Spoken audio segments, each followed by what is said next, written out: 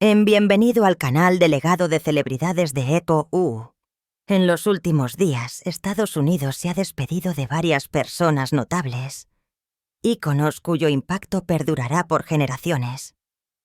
En el episodio de hoy, honramos sus vidas, sus logros y el legado que dejan atrás.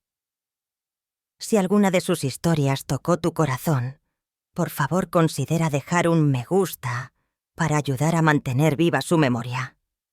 Gracias por estar aquí. Ahora, comencemos. Assata Shakur, recordada como activista política y exmiembro del Partido Pantera Negra, falleció el 25 de septiembre de 2025, a la edad de 78 años. Nacida como Joan Deborah Byron, en la ciudad de Nueva York, en 1947, creció durante el apogeo de la era de los derechos civiles y se sintió atraída por la lucha por la igualdad racial y el empoderamiento de la comunidad. Se convirtió en miembro del Partido Pantera Negra y luego del Ejército de Liberación Negra, prestando su voz y presencia a causas que definieron una era de lucha y agitación. En 1977, Shakur fue condenada por la muerte de un policía estatal de Nueva Jersey, un cargo del que mantuvo que fue acusada injustamente. Después de escapar de la prisión en 1979, finalmente encontró asilo en Cuba en 1984.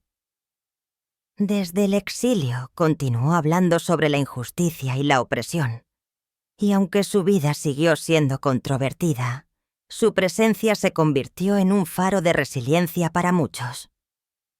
Su autobiografía, Assata, una autobiografía 1987, ha perdurado como un relato profundamente personal de su viaje y continúa influyendo en nuevas generaciones de lectores, activistas y académicos. Al recordarla, deja 78, su edad, o escribe Rip Assata Shakur, para honrar a una figura cuya historia fue tan compleja como impactante y cuya voz continúa resonando mucho después de su fallecimiento. Lawrence Moton, un ícono del baloncesto de Syracuse y ex base de la NBA, falleció el 30 de septiembre de 2025. Tenía 53 años. Nacido el 25 de marzo de 1972 en Washington, D.C., Moton saltó a la fama a principios de la década de 1990 como uno de los jugadores más confiables y productivos de la Universidad de Syracuse. De 1991 a 1995, se convirtió en el máximo anotador de todos los tiempos en la historia de la Big East Conference con 2.334 puntos. Un récord que se mantuvo indiscutible durante décadas. Los fanáticos recuerdan su tiro en suspensión suave, su calma bajo presión y su capacidad para rendir en los grandes partidos, lo que lo convirtió en una de las figuras más admiradas en vestir la camiseta naranja. Seleccionado por los Vancouver Grizzlies en la segunda ronda del draft de la NBA de 1995, Moton pasó a jugar en la NBA, la Continental Basketball Association y varias ligas internacionales. Si bien su tiempo en la NBA fue breve, su compromiso con el juego nunca se desvaneció. Después de retirarse, se dedicó a ser mentor de jóvenes, trabajar con programas comunitarios y alentar a los jóvenes atletas a valorar la educación junto con el deporte. La historia de Lawrence Moton es recordada no solo por sus récords de anotación y su consistencia en la cancha, sino también por su humildad y liderazgo fuera de ella. Su carrera sigue siendo un símbolo de lo que las leyendas del baloncesto universitario pueden significar para sus escuelas y sus comunidades. Si recuerdas sus días con la camiseta naranja, comparte un recuerdo o escribe Arip Lawrence Moton para honrar a una estrella de Syracuse cuyo nombre forma parte para siempre de la historia de la Big East. Robert Redford, actor, director y activista estadounidense, cuya carrera abarcó más de 6 décadas, falleció a la edad de 89 años.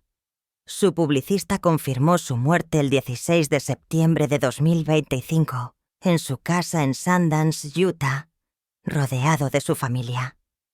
No se reveló la causa de la muerte. Nacido como Charles Robert Redford Jr. en 1936 en Santa Mónica, creció en Los Ángeles y brevemente siguió la actuación antes de mudarse a Nueva York para estudiar actuación. Su carisma rápidamente le consiguieron papeles en el teatro y la televisión. A fines de la década de 1960, se había convertido en una de las estrellas más solicitadas de Hollywood.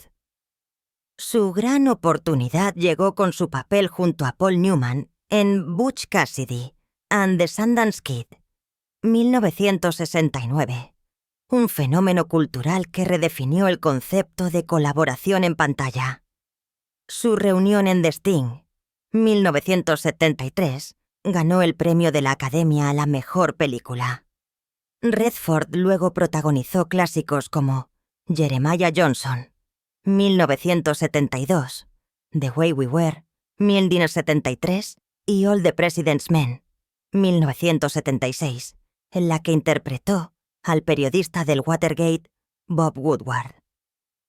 Las ambiciones de Redford se extendieron más allá de la actuación.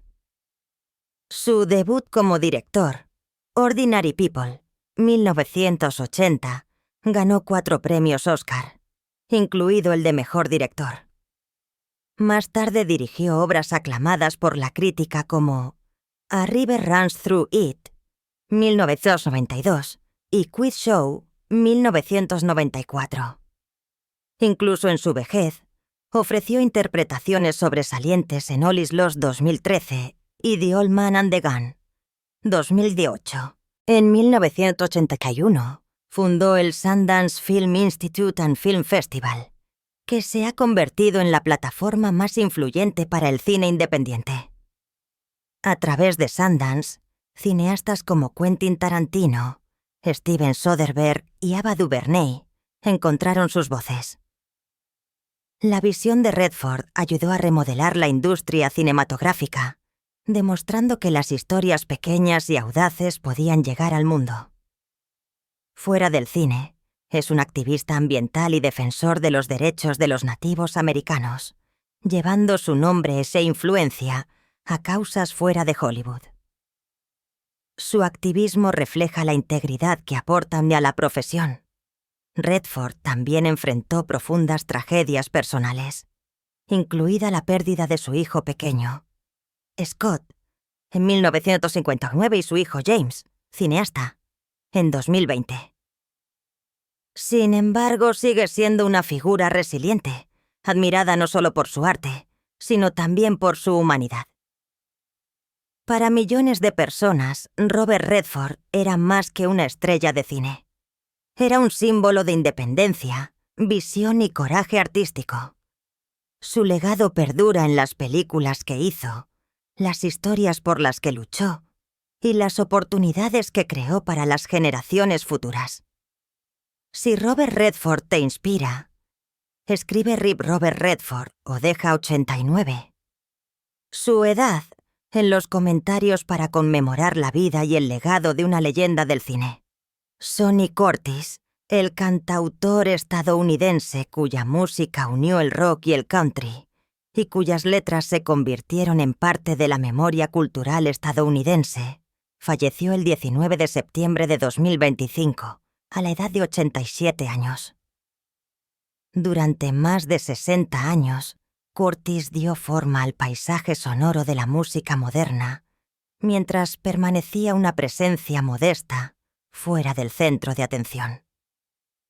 Después de la muerte de Buddy Holly, se unió a los Crickets, asegurando la supervivencia y evolución de la banda. Su canción más famosa, I Fought the Law, se convirtió en un himno rebelde que trascendió décadas, grabado por primera vez por Bobby Fuller Ford en la década de 1960 y luego inmortalizado por The Clash en la era punk.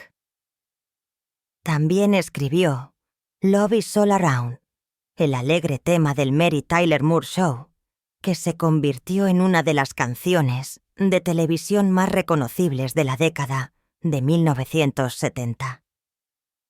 Nacido el 9 de mayo de 1938 en Meadow, Texas, Curtis aprendió a tocar la guitarra cuando era niño y pronto se encontró en el corazón de la primera ola del rock and roll. A lo largo de su carrera, se movió a la perfección entre géneros con sus canciones, interpretadas por una amplia gama de artistas, desde Andy Williams hasta los Everly Brothers. Su legado reside en las melodías y las palabras que continúan resonando a través de generaciones, lo que demuestra que el arte de un compositor puede resonar mucho después de que se toque el acorde final. Comenta 87. Su edad. O escribe Repeat Sonny Curtis para recordar al hombre cuyas canciones dieron voz tanto a la rebelión como a la esperanza. Brett James, el cantante, compositor y productor discográfico de country estadounidense cuyas palabras y melodías se convirtieron en parte del alma de la música country, falleció el 18 de septiembre de 2025 a la edad de 58 años. Nacido el 5 de mayo de 1967 en Columbia, Missouri, James persiguió su vocación en Nashville a principios de la década de 1990. Coescribió algunos de los éxitos más perdurables de la música country, incluyendo Who I Am, de Jessica Andrews, Jesus Take the Wheel, ganadora del Grammy, de Carrie Underwood, y Spend My Time, de Clint Black. Su catálogo produjo múltiples honores CMA, ACM y Grammy, y sus canciones llegaron a audiencias mucho más allá de las listas de éxitos de country. James también grabó varios álbumes propios, combinando letras sinceras con un sonido country contemporáneo. Como productor, guió tanto a artistas emergentes como a estrellas establecidas, respetado por su capacidad para equilibrar el atractivo comercial con la narración auténtica. Aunque mantuvo su vida personal en gran medida alejada del centro de atención, James era un esposo y padre, devoto de 2 hijos. Para amigos y colegas, era conocido no solo por su ética de trabajo, sino también por su generosidad y amabilidad, rasgos que lo hicieron tan querido en las salas de escritura como en las listas de éxitos. Brett James será recordado como algo más que un creador de éxitos. Fue un puente entre la tradición y el country moderno, una mano firme detrás de escena y una voz que dio vida a las historias de otros. Comenta 58 su edad, o escribe Descansa en paz. Brett James para honrar el legado de un compositor que dio forma al sonido de una generación. Henry Jaglom, cineasta, dramaturgo y actor que pasó su carrera explorando el amor, la identidad y la memoria, falleció el 22 de septiembre de 2025 a la edad de 84 años. Jaglom nació en Londres en 1941 y se mudó con su familia a los Estados Unidos cuando era niño. Primero siguió la actuación, apareciendo en cine y televisión, pero pronto se dio cuenta de que su contribución más perdurable estaría detrás de la cámara. En la década de 1970, se había unido a una ola de directores independientes que desafiaron el sistema de estudios, insistiendo en que la experiencia personal y la improvisación podían llevar una película. Su debut, A Safe Place, 1971, reunió a Jack Nicholson, Tuesday Well y Orson Welles, distinguiéndolo de inmediato como audaz y poco convencional. Luego dirigió Tracks, 1976 Always But Not Forever, 1985 y Someone to Love, 1987. Proyectos que a menudo se basaban en su propio círculo de amigos y colaboradores. Obras posteriores como Eating 1990, una pieza de conjunto sobre mujeres e imagen corporal, e Irene in Time 2009, centrada en la memoria y la pérdida, consolidaron su reputación de narración íntima y veraz. Más allá del cine, también escribió obras de teatro que llevaban la misma voz, entrelazando humor, franqueza y reflexión. Amigos y colaboradores lo recordaron como modesto pero decidido, un cineasta que permitió que la honestidad guiara su arte. Prefirió la sustancia al espectáculo y la conexión a la convención. Para honrar a Henry Jaglom, comparte un recuerdo de sus películas. Escribe Ari Henry Jaglom o comenta 84. Su edad, como muestra de respeto. Bobby Hart, recordado por crear algunos de los éxitos más perdurables de la década de 1960, como la mitad del dúo de compositores Boyce y Hart, falleció el 10 de septiembre de 2025, a la edad de 84 años. Nacido en 1941 en Phoenix, Arizona, Hart forjó una de las asociaciones de escritura más productivas de su generación con Tommy Boyce. Juntos crearon los mayores éxitos de los Monkees: Last Train to Clarksville, Theme from the Monkees y Valerie. Estas canciones se volvieron inseparables de la serie de televisión que presentó a la banda y siguieron siendo clásicos que llevaron a los Monkees a la fama mundial, vendiendo millones de discos y ganando fanáticos en todos los continentes. Boyce y Hart también lograron el éxito como intérpretes, llegando a las listas de éxitos con sencillos como I Wonder What She's Doing Tonight, que capturó su habilidad para los ganchos pegadizos y el lirismo juguetón. Al mismo tiempo, Hart escribió y produjo para una variedad de artistas, incluidos Chubby Checker y Paul Revere and the Raiders, solidificando aún más su lugar entre los principales compositores de su tiempo. Cuando Boyce murió en 1994, Hart llevó la antorcha solo, continuando actuando y sirviendo como una voz para sus compañeros en la industria. El reconocimiento llegó con su incorporación al Salón de la Fama de los Compositores, que celebró sus contribuciones a la historia de la música. Para mantener vivo su legado, deja un mensaje a continuación o comenta 84. Su edad, en recuerdo de Bobby Hart, cuyas canciones continúan resonando en radios, listas de reproducción y recuerdos en todo el mundo. Paul Roberts, el coreógrafo británico cuya creatividad impulsó algunos de los momentos más inolvidables de la música pop, falleció el 26 de septiembre de 2025. Tenía 52 años. Nacido en Lincolnshire en 1973, Roberts construyó una carrera convirtiendo la música en movimiento. Su coreografía dio forma a importantes hitos culturales.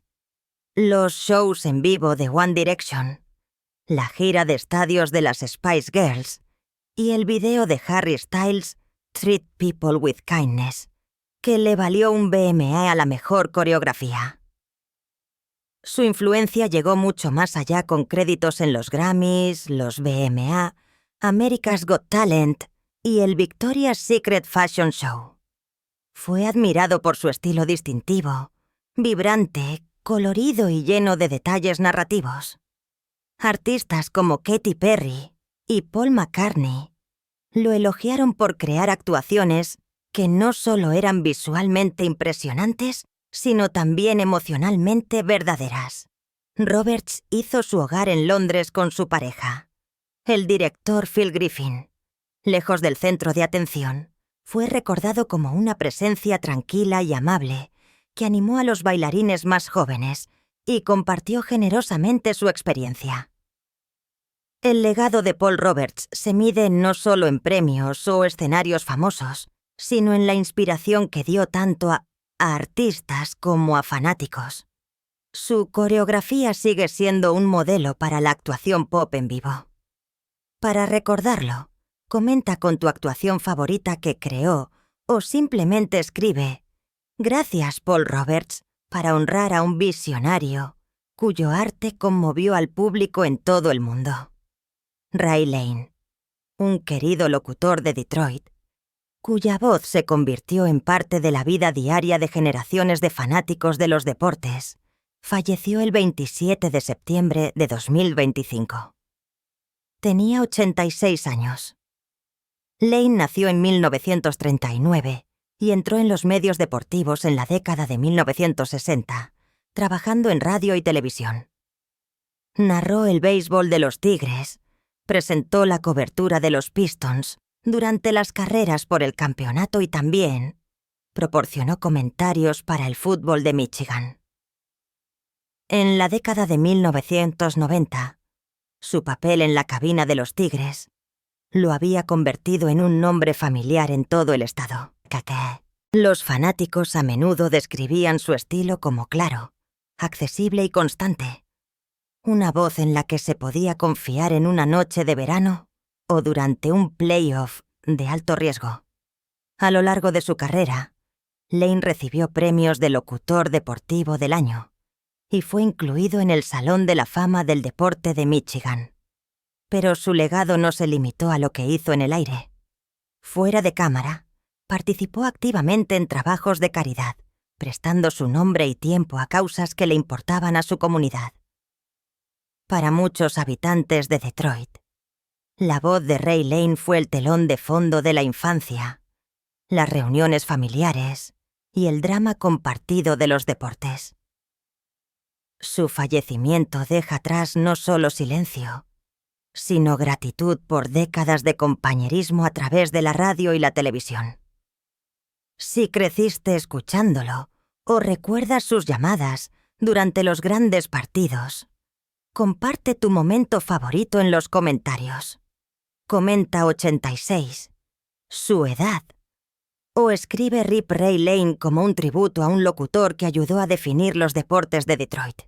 Rudy Johnson, el jugador de fútbol americano profesional celebrado por su poder y consistencia como corredor en la Liga Nacional de Fútbol Americano, falleció el 23 de septiembre de 2025 a la edad de 46 años.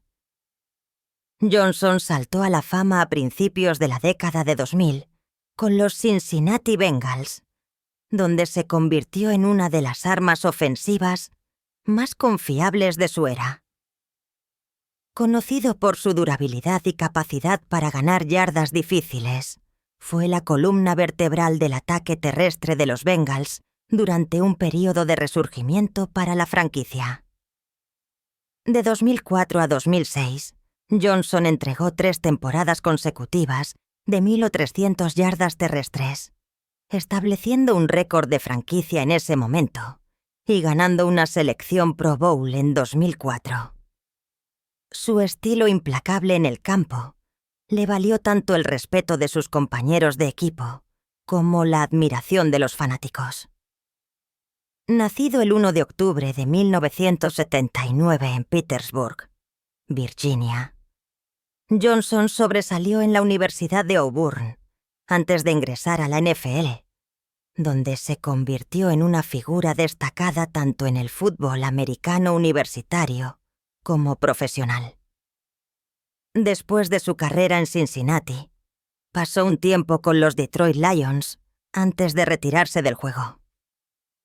Fuera del campo, Johnson valoraba a la familia y la comunidad, permaneciendo conectado con los programas deportivos juveniles y siendo mentor de jóvenes atletas que lo admiraban como un modelo de disciplina y perseverancia.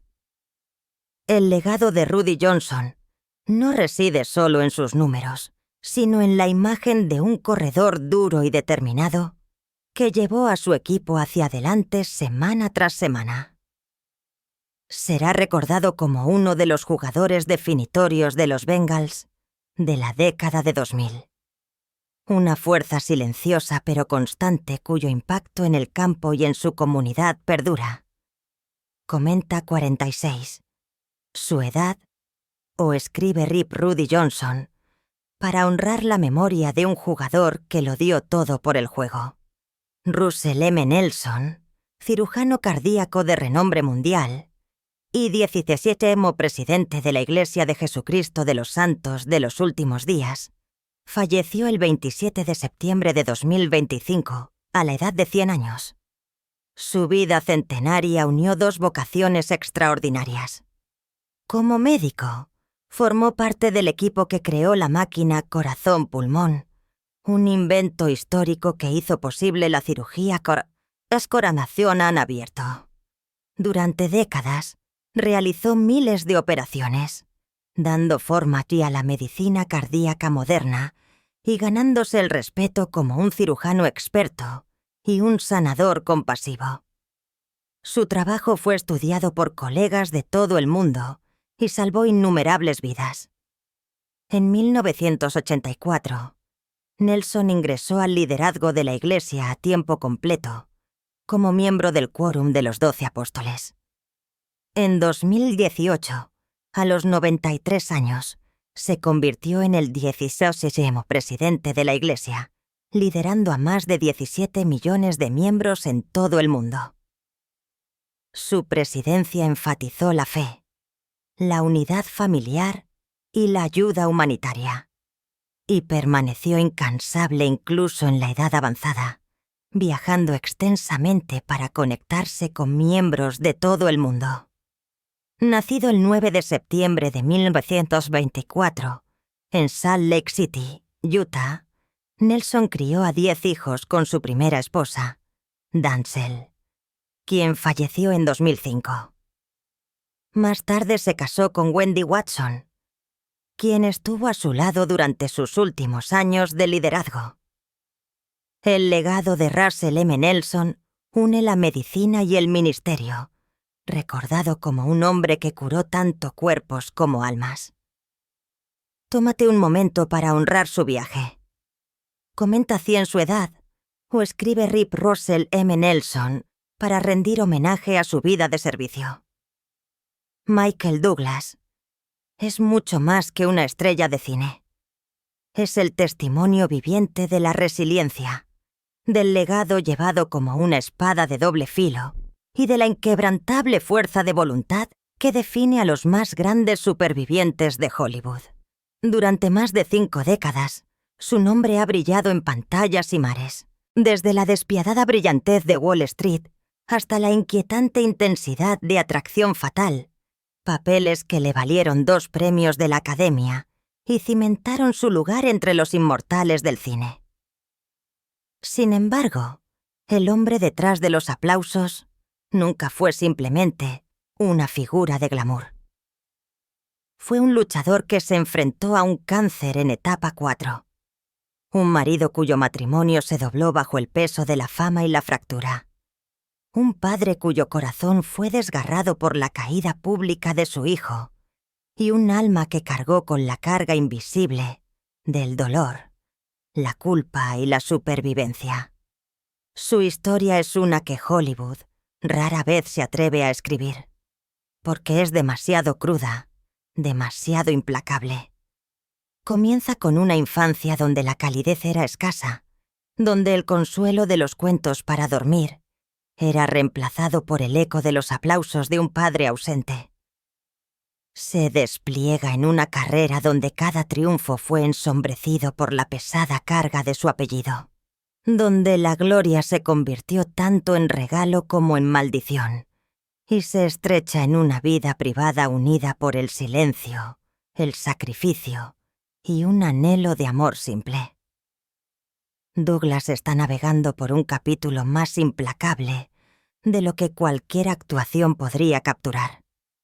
Un crepúsculo marcado por la enfermedad, la fragilidad y el tranquilo descenso del tiempo, en una casa donde los ecos hablan más fuerte que las voces. Si su viaje alguna vez te ha conmovido, deja que tu reconocimiento sea un gentil tributo. Un clic, un momento de recuerdo para un hombre que dio todo a la pantalla y perdió más detrás de ella, de lo que el mundo jamás sabrá realmente. Antes de que se escribiera la leyenda, había un niño solitario atrapado entre dos mundos. Uno de fama deslumbrante que no ofrecía ningún abrazo y otro de angustia privada que exigía más fuerza de la que poseía. Nació en el legado, pero el legado puede ser una prisión cuando solo eres un niño buscando calidez. Michael Douglas entró en el mundo como el hijo de dos figuras luminosas, el titán de Hollywood Kirk Douglas y la actriz bermudeña Diana Dill. Para el mundo, la grandeza era el destino. Para el niño, la grandeza era confusión. ¿Por qué los aplausos eran más fuertes que el afecto? ¿Por qué las visitas de su padre eran fugaces, confinadas a raras vacaciones que parecían escenificadas en lugar de vividas? ¿Por qué el amor a menudo se parecía tanto a la distancia? Siempre estaba tratando de salir de su sombra, confesó Michael años más tarde en una entrevista de 2016, reflexionando sobre una vida pasada bajo la imponente presencia de su padre. Kirk Douglas no era simplemente famoso. Era la encarnación misma del sueño cinematográfico estadounidense. Hijo de inmigrantes judíos rusos, Kirk salió de la pobreza con uñas y dientes, soportó las cicatrices de la guerra y se elevó para convertirse en una de las estrellas más reconocibles de la edad de oro de Hollywood. Para el mundo, era indestructible. Para su hijo, era inalcanzable. El matrimonio entre Kirk y Diana se disolvió cuando Michael tenía solo 7 años. El niño vio cómo su familia se desmoronaba con un silencio que definiría gran parte de sus primeros años. Después del divorcio, el contacto con su padre se volvió esporádico, reducido a encuentros orquestados que dejaban la brecha emocional más amplia que antes. Era más un concepto que una presencia. Michael admitiría más tarde que, en verdad, el hombre que llenó el papel de padre no fue el ícono de Hollywood, cuyo apellido llevaba, sino William Darrid, el segundo marido de su madre. Fue Darrid quien se sentó a cenar todas las noches, quien vino a las obras escolares, quien aplaudió no en la alfombra roja, sino desde las tranquilas filas de un gimnasio. Fue Darrid quien le mostró a Michael el amor ordinario de la consistencia, el amor de simplemente estar allí. «Mi padrastro me dio el amor que no sabía que necesitaba», dijo Douglas una vez con una honestidad desarmadora. Fue esta influencia fundamentadora, no el glamour de Hollywood, ni la ferocidad de la ambición de Kirk, lo que le dio a Michael la base para soportar las tormentas que se avecinaban. Desde el principio, su viaje fue tallado en contrastes. El apellido dorado que deslumbraba a los extraños pero agobiaba al niño. La imagen del privilegio enmascarando una infancia de escasez emocional y la promesa del destino ocultando una búsqueda desesperada de identidad. Este es el comienzo de la historia de Michael Douglas. No la leyenda pulida proyectada en las pantallas, sino el relato crudo e inacabado de un hombre que ha caminado a través de sombras más oscuras que cualquier personaje que haya interpretado. Michael Douglas entró en el mundo en septiembre de 1944, justo cuando la Segunda Guerra Mundial alcanzaba su crescendo final y más devastador. El planeta estaba fracturado por la violencia y la incertidumbre, y también lo estaba el frágil hogar en el que nació. Su padre, Kirk Douglas, ya se estaba desvaneciendo hacia el oeste en la bruma de la ambición de Hollywood, mientras que su madre, Diana Dill, asumía las responsabilidades de criar a su hijo entre los cañones de acero de Nueva York y las costas azotadas por el viento de Bermudas. La infancia a menudo se medía no en momentos de cercanía, sino en las ausencias que se extendían a lo largo de las vacaciones, cuando una silla permanecía vacía, o en las noches cuando el teléfono sonaba para todos, excepto para él. La gente piensa que nacer en la fama es una bendición, reflexionaría Michael más tarde. Pero no crecí sintiéndome real. Crecí sintiéndome solo. Por el lado de su madre, el linaje de Michael llevaba pesadas sombras de servicio y estatura. Su abuelo materno, el teniente coronel Thomas Melville Deal, sirvió como fiscal general de Bermudas, comandó la milicia de la isla y ocupó un asiento en el Parlamento. Su bisabuelo Thomas Newbold Deal presidió como juez e incluso ocupó la alcaldía de Hamilton. Más atrás, el capitán Thomas Melville Deal capitaneó un barco construido en Bermudas a través del Atlántico, solo para perder la vida en un trágico naufragio frente a la costa inglesa. No eran solo hombres con nombres, eran figuras estampadas en la historia de la isla, portadores del deber y la expectativa.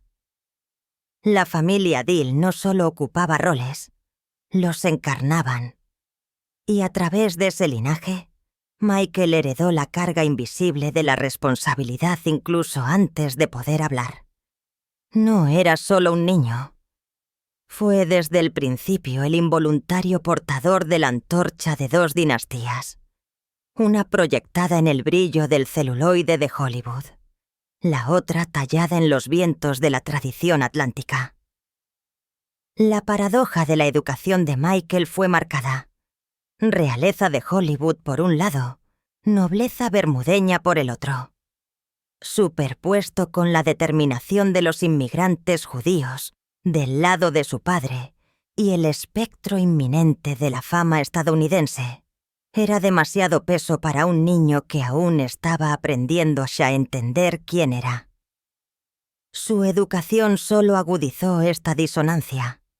Inscrito en instituciones prestigiosas, Alan Stevenson en Nueva York, Eagle Brook en Massachusetts y luego Choate en Connecticut, su currículum se veía dorado.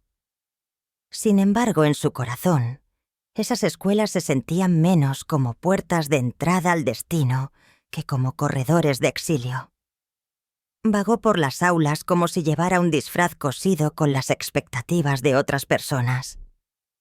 No sabía qué versión de mí se suponía que debía ser, admitiría más tarde.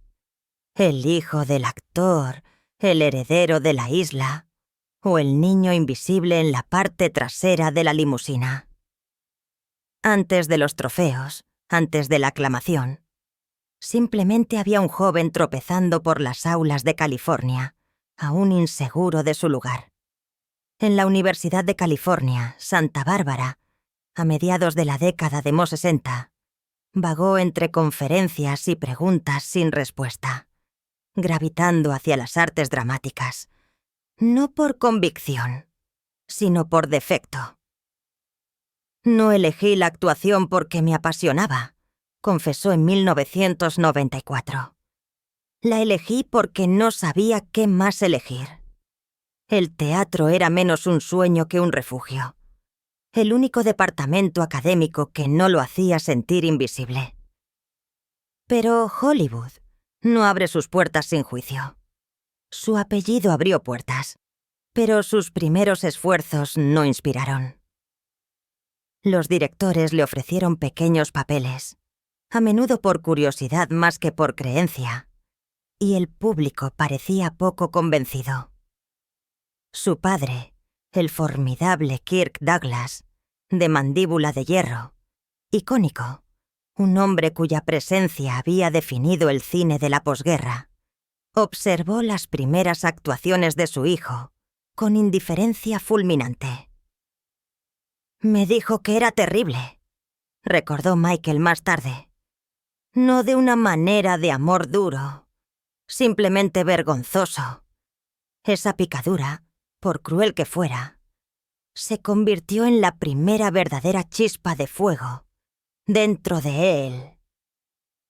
A partir de ese momento, Michael resolvió que si ibas a sobrevivir en Hollywood, no sobreviviría por herencia, sino por trabajo. Comenzó a estudiar su oficio con el rigor de un soldado, despojándose de la arrogancia y el ego. Me di cuenta de que tenía que ganármelo, dijo. No solo los roles, sino incluso el derecho a ser visto. Lo que siguió fue un largo aprendizaje en humildad. Soportó apariciones especiales olvidables, apariciones anónimas en televisión y las constantes miradas de soslayo de aquellos que asumieron que fracasaría. No era instintivamente brillante como parecía ser su padre. Carecía del magnetismo inmediato que había catapultado a Kirk de la oscuridad a la leyenda. Lo que Michael sí tenía, sin embargo, era algo más silencioso y quizás más duradero. Agallas, persistencia y la promesa constante que se hizo a sí mismo de salir de la sombra de su padre sin quemarla hasta los cimientos. En muchos sentidos, esta contradicción definió al hombre en el que se convertiría. Era tanto el heredero de Hollywood como su forastero, tanto privilegiado como invisible, tanto celebrado como descartado. Llevar el nombre de Douglas era heredar una llave dorada y una jaula cerrada en el mismo aliento. Y así, el joven que un día se convertiría en uno de los actores y productores más respetados de su generación, comenzó no con claridad, sino con confusión, no con confianza, sino con una determinación herida. Su viaje hacia la identidad no sería fácil. Pero fue precisamente esa fricción entre el legado y el anhelo, entre la ausencia y la resolución, lo que talló la base para la extraordinaria y complicada vida de Michael Douglas. 1937 llegó, como un punto de inflexión tallado en el destino, el año que alteraría para siempre la trayectoria de la vida y la carrera de Michael Douglas. Su padre, Kirk, durante mucho tiempo, se había aferrado a los preciados derechos cinematográficos de Alguien voló sobre el nido del cuco, la desgarradora novela de Ken Kesey sobre rebelión, locura y libertad. Durante años, Kirk había intentado llevarla a la pantalla, audicionando actores, cortejando estudios, promocionando la historia con cada onza de su legendario carisma. Pero Hollywood no se conmovió. Los ejecutivos rechazaron el proyecto por considerarlo demasiado sombrío, demasiado arriesgado, demasiado poco comercial. Una por una las puertas se cerraron. El sueño comenzó a marchitarse.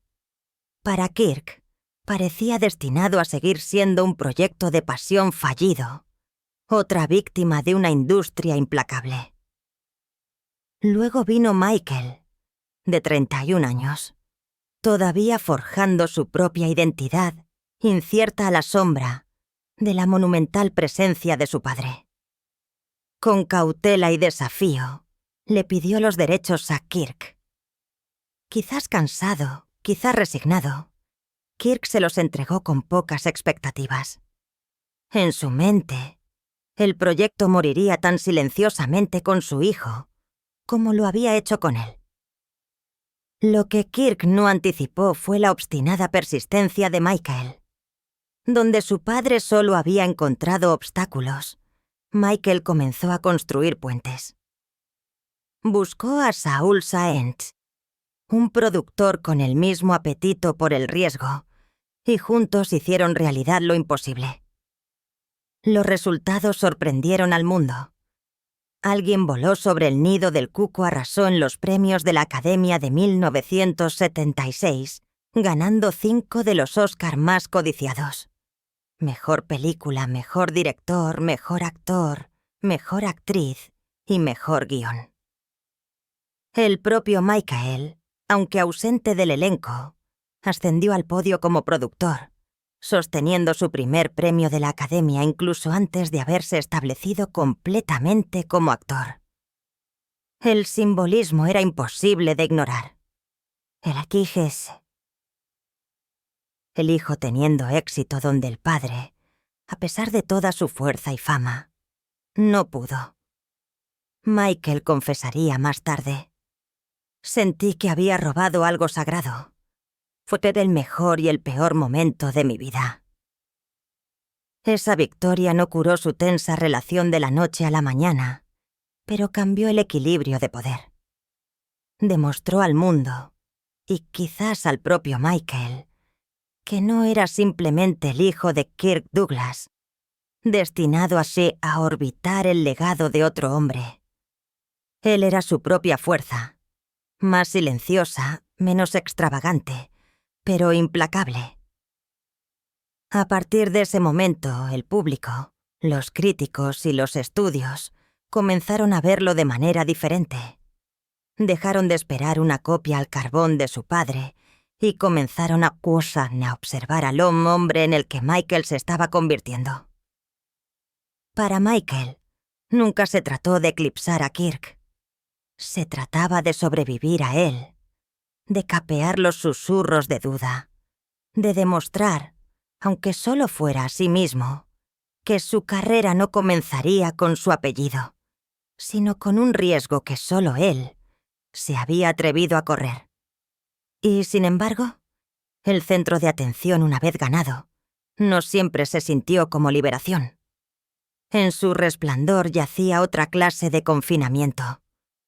A medida que avanzaban los años 80 y los 90 explotaban con cambios culturales, Michael Douglas se transformó de un productor con un único e improbable Oscar en uno de los hombres principales más magnéticos de Hollywood. Su presencia definió una era del cine que prosperó en el peligro, el deseo y la ambigüedad moral. Películas como Tras el corazón verde, Atracción fatal, Wall Street y Bajos instintos no solo lo convirtieron en una potencia de taquilla.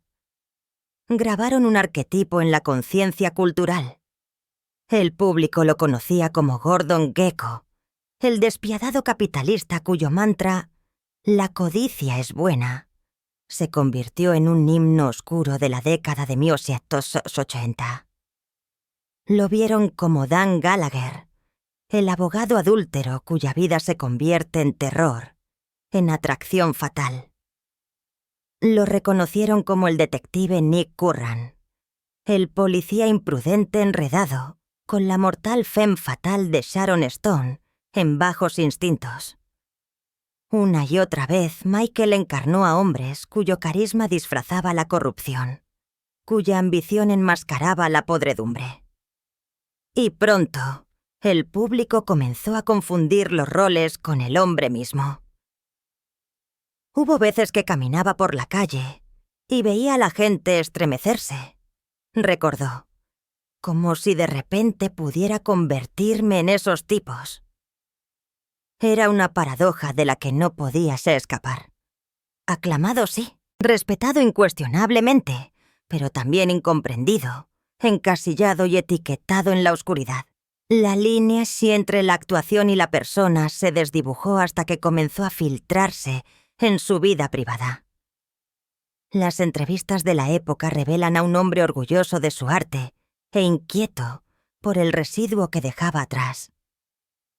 Los roles fueron desafiantes, admitió en 1993, pero a veces dejaban un residuo que no podía quitarme. Hollywood, por supuesto, adoraba su ventaja. Los directores encontraron en él el recipiente perfecto para antihéroes moralmente ambiguos. Los estudios sabían que el público pagaría por verlo encarnar el peligro envuelto en un traje, y durante un tiempo cumplió aparentemente sin esfuerzo. Pero detrás de la fachada cuidadosamente construida, el costo estaba aumentando. Cada papel exigía más intensidad, más riesgo, más voluntad de bailar con la oscuridad. La presión para superarse a sí mismo se volvió implacable. La demanda de seguir siendo relevante, inflexible.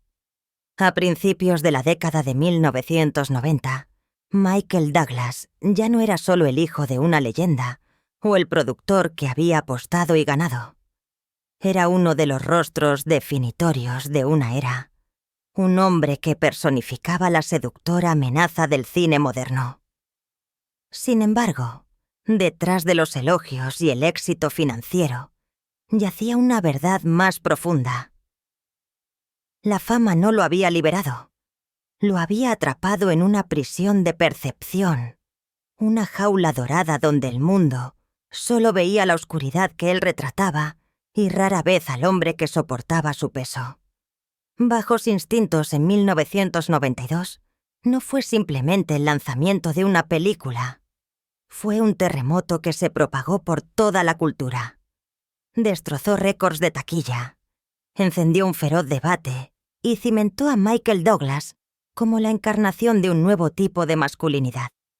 La película era provocativa, sin complejos y escandalosa, y Michael se encontraba justo en su núcleo fundido. Los críticos cuestionaron su moralidad. Los grupos feministas condenaron su mensaje, mientras que el público acudía en masa a los cines con obsesiva fascinación. De repente, la imagen de Douglas se convirtió en la abreviatura global de un nombre irresistible y aterrador a la vez. Deseable, peligroso, dañado. Ese no era quien era yo, admitió años más tarde, pero no sabía cómo dejar de ser esa versión de mí. La ironía fue brutal. Su vida personal comenzó a hacer eco de sus personajes en pantalla. Los tabloides pulularon, inventando narrativas, hilando titulares que desdibujaban la realidad y la ficción.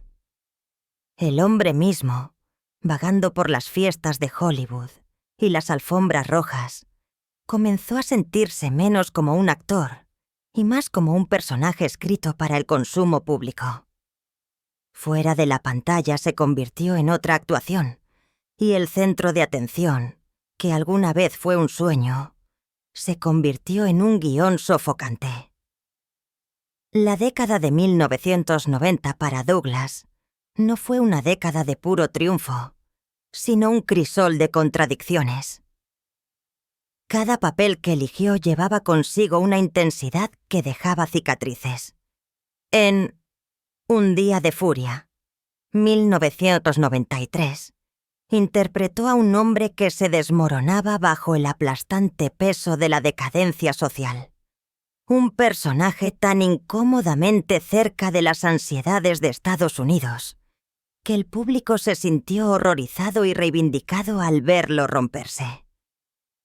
En Acoso, 1994, se situó en el centro de un drama de acoso sexual con cambio de género que alimentó furiosos debates culturales. Luego vino The Game, Juego Asesino, 1997, donde los límites mismos entre la ilusión y la realidad se disolvieron, dejando a los espectadores y al propio Douglas cuestionando qué era verdad y qué era teatro. Cada actuación emocionó al público y agradó a los críticos, pero cada una de ellas socavó algo profundo en su interior.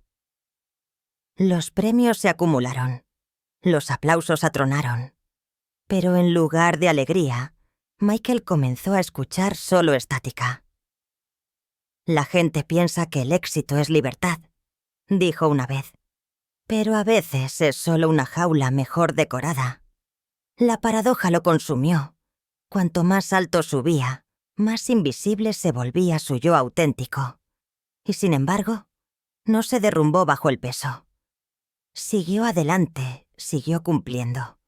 Siguió buscando papeles que reflejaran no solo los miedos de la sociedad, sino las fracturas de su propio espíritu. Talló un camino que pocos actores se atreven a recorrer. El filo de la navaja, donde la aclamación y la alienación coexisten, donde el triunfo y la duda marchan lado a lado. Pero a pesar de todos los personajes inquietantes que encarnó en la pantalla, nada preparó a Michael Douglas para el papel que lo destrozó más por completo, el de padre. Para el mundo, él era el gigante de Hollywood. el actor ganador del Oscar con riqueza, aclamación e influencia. Detrás de las puertas cerradas, sin embargo, llevaba una herida que ningún aplauso podría tocar jamás. Su hijo Cameron, nacido en 1978, fue criado a la brillante sombra de la fama. Los forasteros veían privilegio, riqueza, oportunidad, pero el propio Cameron lo describió más tarde de manera diferente. Una infancia marcada por la distancia, la confusión y la soledad. Un vacío enmascarado por el lujo. En sus memorias, Cameron escribió sobre sentirse como un extraño en su propia familia, anhelando calidez en un hogar que dominaba más la ambición que el afecto. Michael, consumido por su carrera, no vio la tormenta que se estaba gestando detrás de los ojos de su hijo. Hubo momentos, admitió Douglas más tarde, en los que pensé que lo había perdido por completo. Ese miedo pronto se convirtió en realidad. Cameron cayó en la adicción, entró en una espiral de arrestos y, en 2010, fue sentenciado a prisión federal, donde pasaría más de 7 años. Para los tabloides fue otro escándalo para deleitarse. Para Michael, fue una devastación indescriptible. Ya no era la estrella serena en una alfombra roja. Se convirtió en un padre caminando por pasillos fríos, esperando las horas de visita, mirando a través de un plexiglas y preguntándose en qué se había equivocado. «Sientes que has fallado», confesó. «No importa cuánto éxito tengas, no significa nada cuando tu hijo está sufriendo». El colapso de Cameron no fue solo su tragedia. Se convirtió en el espejo de Michael. Reflejaba cada ausencia, cada punto ciego, cada elección que colocaba la carrera por encima de la conexión. Sin embargo, en medio de la vergüenza, no se alejó. Escribió cartas. Se sentó durante las audiencias. Susurró disculpas a través de teléfonos que cortaron su voz por la mitad. Lentamente, a través de la persistencia y la paciencia, padre e hijo comenzaron a reconstruir. El perdón, reflexionó Michael más tarde, es más fuerte que la vergüenza. En los últimos años, su historia se ha transformado en algo raro en Hollywood, una redención silenciosa. Cameron, ahora padre, habla abiertamente sobre la recuperación, la reconciliación y el difícil camino hacia la curación. Michael, suavizado y humilde, habla menos de elogios y más de presencia, de escuchar, de aparecer, de que el amor llegue tarde, pero no demasiado tarde. Su relación hoy no se define por la perfección, sino por la supervivencia. Es un triunfo medido no en trofeos, sino en cenas compartidas, risas devueltas y heridas cosidas lentamente. Y, sin embargo, justo cuando encontraba su equilibrio como padre, la vida asestó otro golpe más cruel. Esta vez contra su propio cuerpo, su propio aliento, su propia voz. Lo que le esperaba era una batalla para la que ningún guión podría haberlo preparado y que ningún público podría ver realmente. En 2010, el hombre que había pasado toda una vida encarnando el poder, el carisma y la intensidad cinematográfica, se encontró con un enemigo que no podía superar en inteligencia, en juego ni en encanto. A los 65 años, Michael Douglas recibió el tipo de noticia que colapsa mundos. El diagnóstico: cáncer de lengua en estadio 4, vinculado al BPH. No se entregó con drama, sino con la estéril frialdad de una consulta hospitalaria. Sin embargo, su peso fue devastador. Para un actor cuya carrera había dependido no solo de su rostro, sino también de su voz distintiva e imponente, El pronóstico era una pesadilla hecha realidad. Los médicos aconsejaron una cirugía agresiva que extirparía parte de su lengua y mandíbula. Procedimientos que podrían despojarlo permanentemente del habla. Para Michael Douglas, cuya propia identidad había sido transmitida en la cadencia de las palabras en la pantalla, se sentía como una sentencia peor que la muerte. Se negó. En lugar de renunciar a su voz, eligió el camino más difícil. 7 implacables semanas de quimioterapia y radiación. Cada semana traía un nuevo nivel de dolor. Confesaría más tarde. Su cuerpo, que una vez fue vigoroso, comenzó a colapsar bajo el ataque. Perdió más de 18 kilos. Sus mejillas se hundieron. Su estructura se redujo. Su piel se hundió por el agotamiento. Comer se convirtió en una tortura. No podía masticar. No podía tragar. No podía saborear. Las dietas líquidas eran su única opción. Sin embargo, incluso la sopa le quemaba la garganta. Las úlceras bucales brotaban sin cesar. Hablar se sentía como arañar heridas abiertas. Pero aún así lo intentó porque el silencio para él significaba rendición. A puerta cerrada, Catherine Zeta-Jones lloró en silencio mientras veía desvanecerse a su esposo. Sus hijos no vieron al actor más grande que la vida, sino a un hombre frágil cuyas manos temblaban y cuyo cuerpo parecía desvanecerse ante sus ojos. Los amigos susurraron sus temores. Algunos se alejaron, pero Michael siguió apareciendo, arrastrándose a las citas, tambaleándose a través de los tratamientos, aferrándose al frágil hilo del mañana. Hubo momentos en que pensé que no lo lograría, admitió. Pero si tenía que irme, quería irme luchando. Esa lucha se convirtió en su obsesión. Cada sesión de radiación no solo destruyó el cáncer, sino también su memoria, su energía, su espíritu. Aún así, perseveró. No convirtió su enfermedad en un espectáculo. Se negó a invitar a la lástima. En cambio, documentó la lucha en privado, anotando entradas cortas en el diario, a veces solo una sola frase. Todavía respirando. Otras veces, notas más oscuras. Odio esto, pero todavía estoy aquí. Su mundo se redujo a pequeños anclajes, una meditación silenciosa, una pieza de música suave, el tacto de la mano de Catherine, el aroma de las sábanas recién lavadas. No te das cuenta de lo hermosa que es la vida hasta que no estás seguro de si tendrás más, reflexionaría más tarde. Los médicos advirtieron que incluso si sobrevivía, su voz podría no recuperarse nunca. Y sin embargo, contra todo pronóstico, la voz de Michael regresó. Más áspera, más lenta, con un matiz grave, pero inconfundiblemente suya.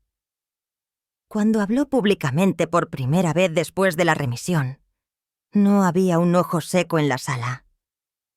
Fue más que supervivencia. Fue un renacimiento. Al rechazar la cirugía, lo había apostado todo. Y por algún milagro, había conservado el único regalo que ningún cirujano podría restaurar jamás, su verdad. Meses de agonía dieron paso a una frágil paz. Salió libre de cáncer. No triunfante exactamente, sino transformado. El una vez imponente Gordon Gekko ahora se comportaba con la humildad de un hombre que se había enfrentado a su propia extinción. Cada 6 meses regresaba para los controles. Un recordatorio ritual de lo precaria que puede ser la supervivencia. Su vida diaria cambió. Comía diferente, descansaba más, reía con mayor abandono. Se demoraba en el silencio en lugar de llenarlo. Cuando hablaba, la gente escuchaba no solo las palabras, sino el peso de un hombre que había estado al borde del abismo y había encontrado el camino de regreso. Para aquellos que recordaban sus ojos penetrantes y sus papeles despiadados, verlo más gentil, más lento, pero radiante de gratitud fue una revelación. La verdadera fuerza no es la dominación, sino la resistencia. Si mi batalla los conmovió, si mi supervivencia resuena con su propia lucha, dijo una vez, que sirva como prueba de que la resistencia importa. Su terrible experiencia no se trataba simplemente de enfermedad. Se trataba de redescubrir la vida cuando el guión parecía escrito para terminar. Sin embargo, incluso antes del cáncer, incluso antes del descenso de su hijo Cameron a la adicción, Michael Douglas había luchado con otra prueba larga y silenciosa.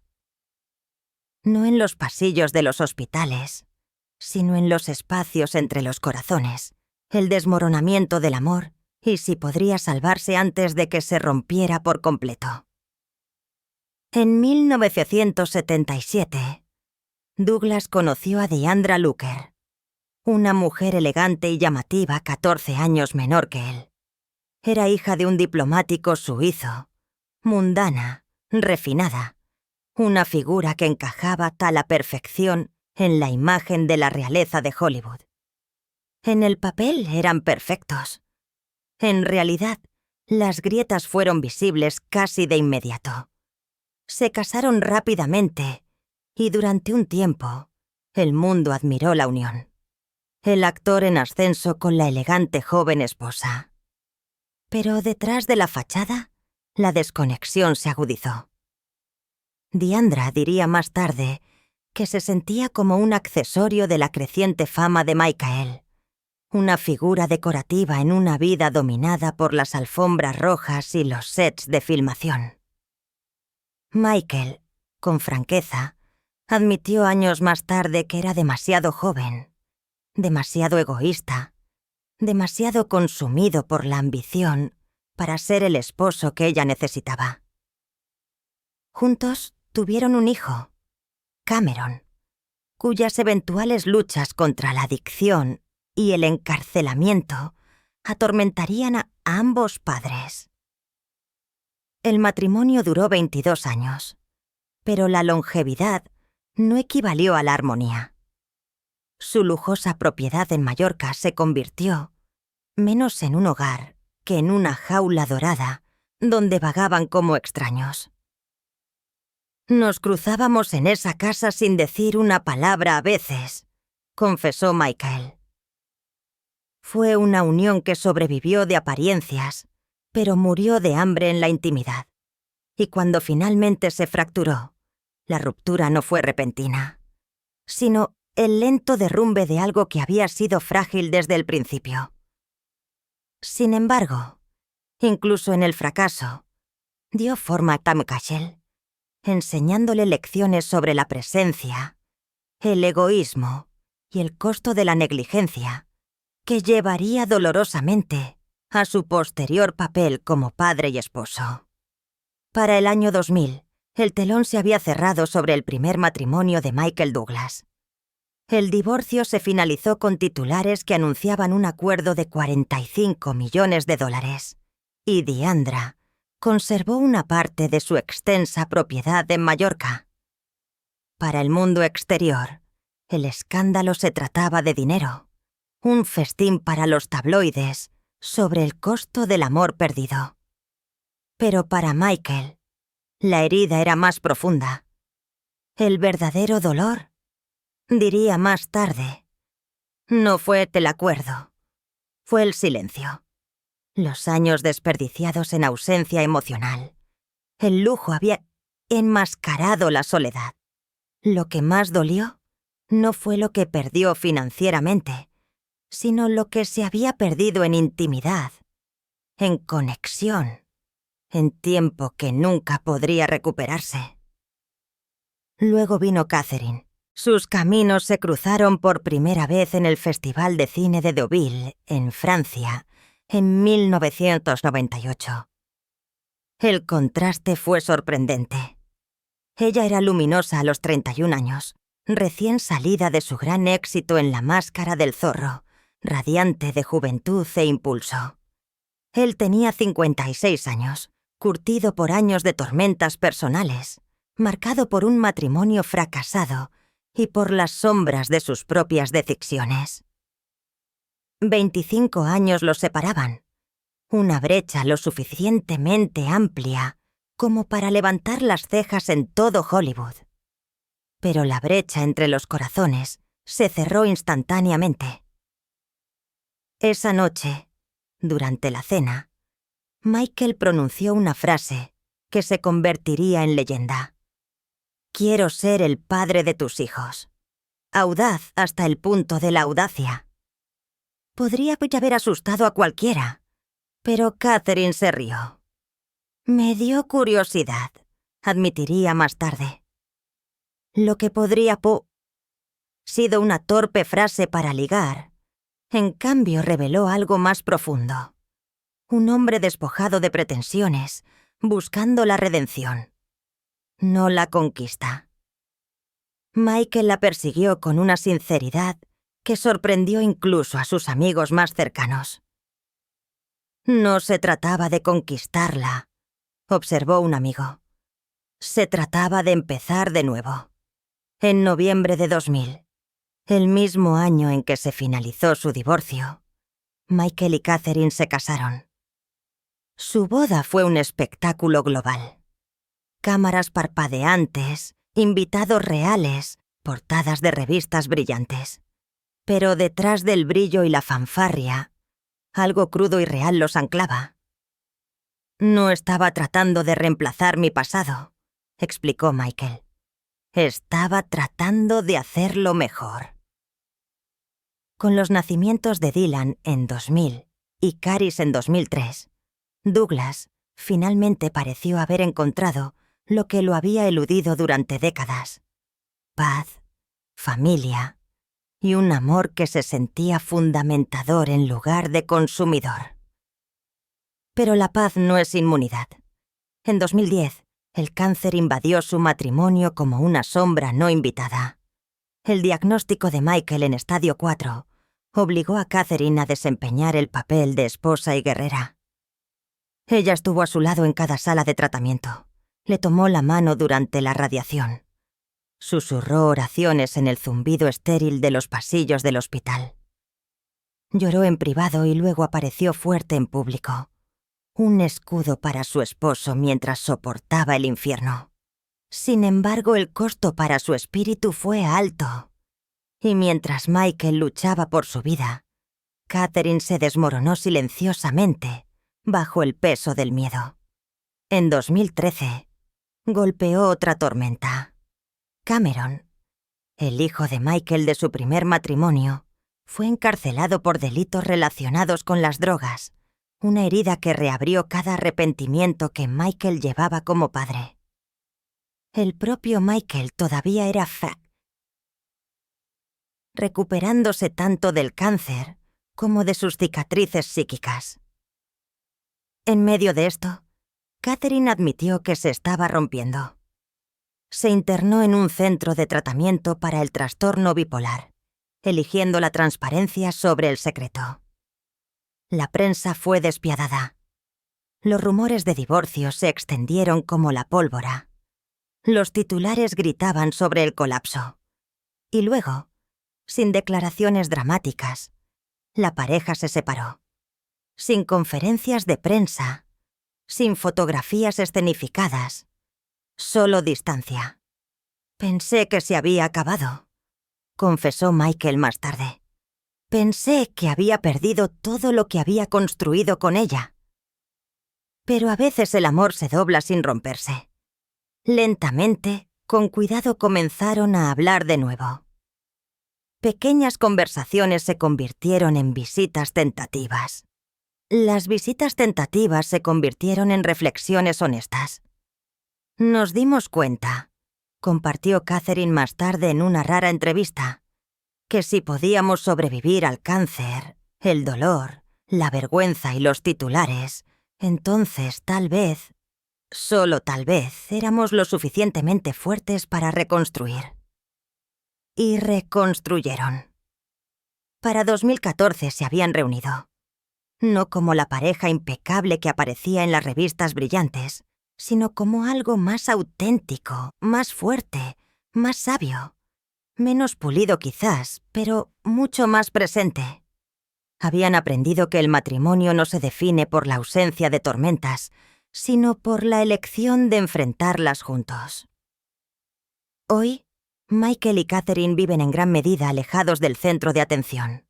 Dividen su tiempo entre Nueva York y su preciada casa en Mallorca, donde una vez se erosionó el primer matrimonio de Michael, pero donde ahora florece un segundo amor. Sus días son más tranquilos. Cocinan juntos, pasean lentamente por los jardines, se sientan uno al lado del otro viendo películas antiguas. No son el mismo hombre y mujer que se conocieron en Deauville. Son mayores, están desgastados por la batalla, probados por la enfermedad y el escándalo, por las visitas a la prisión y las sesiones de terapia, por la fragilidad de la fama y la resistencia de la familia. Y sin embargo, son compañeros en el sentido más verdadero, eligiéndose el uno al otro, no una vez, sino una y otra vez. Cuando se le pregunta qué significa el amor ahora, Michael ya no habla de pasión o fuegos artificiales. Sonríe y dice: no es la explosión, es la vela que permanece encendida incluso en la tormenta. Si alguna vez has creído en las segundas oportunidades, en el amor que tropieza pero se mantiene en pie, en los lazos que se doblan pero se niegan a romperse, entonces la historia de Michael y Catherine es una prueba. No simplemente se encontraron el uno al otro.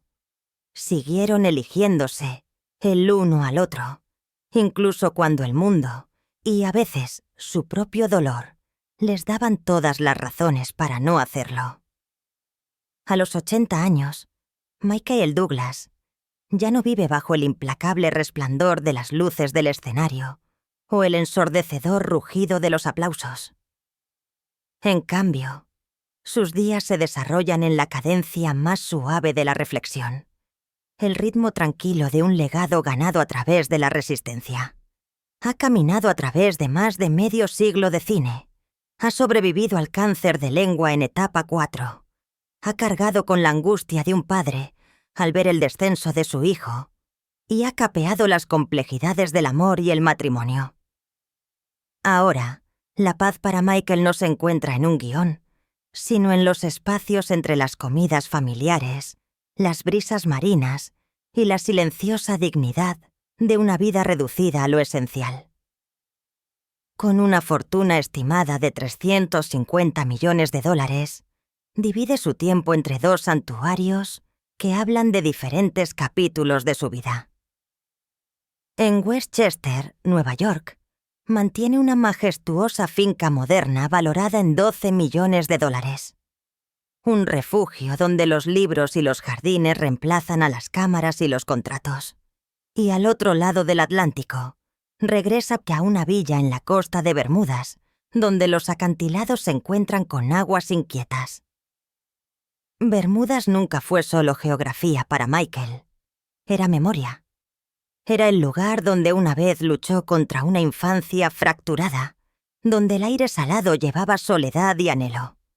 Hoy, esa misma brisa atlántica ya no susurra la pérdida.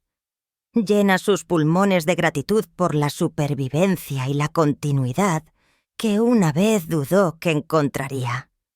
Hogar ahora significa Catherine, Dylan y Caris.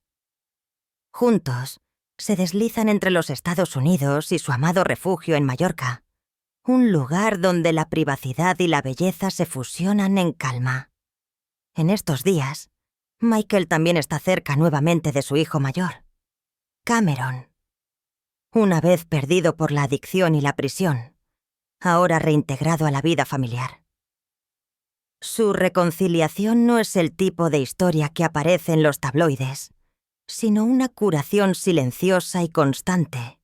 Un padre y un hijo hablando con más frecuencia, caminando con más suavidad y demostrando que el perdón puede reconstruir lo que una vez pareció irreparablemente roto. Aunque las cámaras giran con menos frecuencia, Michael Douglas no ha desaparecido. Simplemente ha elegido un escenario diferente. En 2022 anunció que se estaba alejando del trabajo actoral regular, citando la edad, el agotamiento y el deseo de no morir en un set de filmación. La decisión no fue resignación, sino claridad. He contado las historias que necesitaba contar en la pantalla, explicó. Ahora quiero vivir las que no he vivido. Todavía produce películas selectivamente y apoya causas que le importan, pero la búsqueda febril de roles se ha calmado. Su presencia ahora se mide no por alfombras rojas, sino por noches en casa. Platos de comidas saludables, largos baños para mantener el cuerpo ágil y cenas familiares donde la conversación fluye sin actuación. Los rasgos afilados que una vez definieron el arquetipo de magnates despiadados y antihéroes magnéticos se han suavizado. El cabello plateado y las líneas grabadas ahora hablan de batallas soportadas, sabiduría adquirida. Se llama a sí mismo un soldado cinematográfico retirado.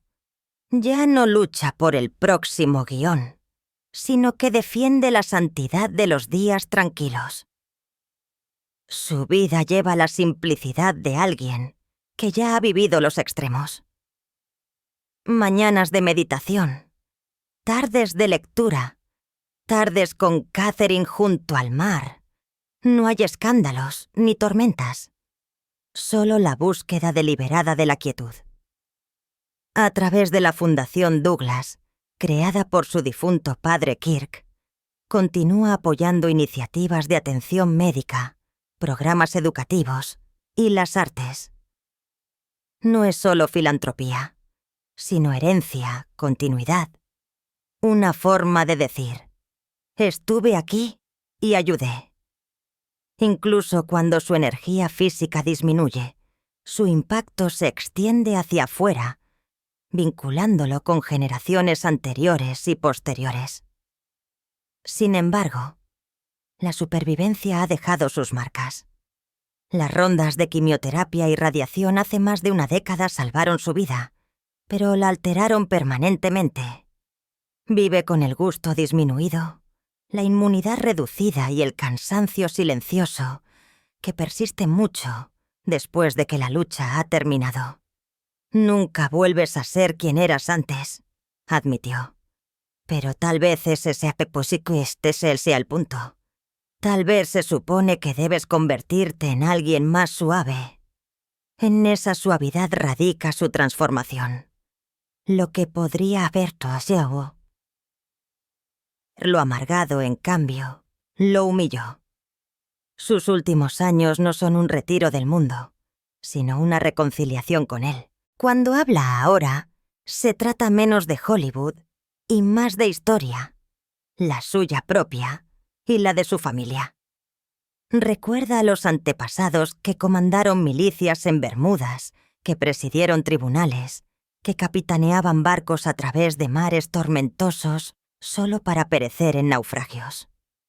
Recuerda a su padre, Kirk, que salió de la pobreza y alcanzó la inmortalidad. Y se recuerda a sí mismo. Una vez un hijo rebelde desesperado por escapar de una sombra, ahora un hombre agradecido por su protección. Lo llevo todo, dice. Soy en muchos sentidos la historia estadounidense. Defectuoso, intentando, perdonando, avanzando. Entonces, cuando hablamos de Michael Douglas hoy, no estamos simplemente recordando al actor que gruñó como Gordon Gekko en Wall Street o que hipnotizó al público en Atracción Fatal. Estamos hablando de un hombre que eligió no ser definido por los errores o incluso por los logros, sino por la resistencia. Un padre que se negó a abandonar a su hijo en la desesperación. Un marido que eligió la reparación por encima del orgullo. Un hijo que perdonó la distancia de su padre. Un artista que supo cuándo dar un paso atrás, no en la derrota, sino en la dignidad.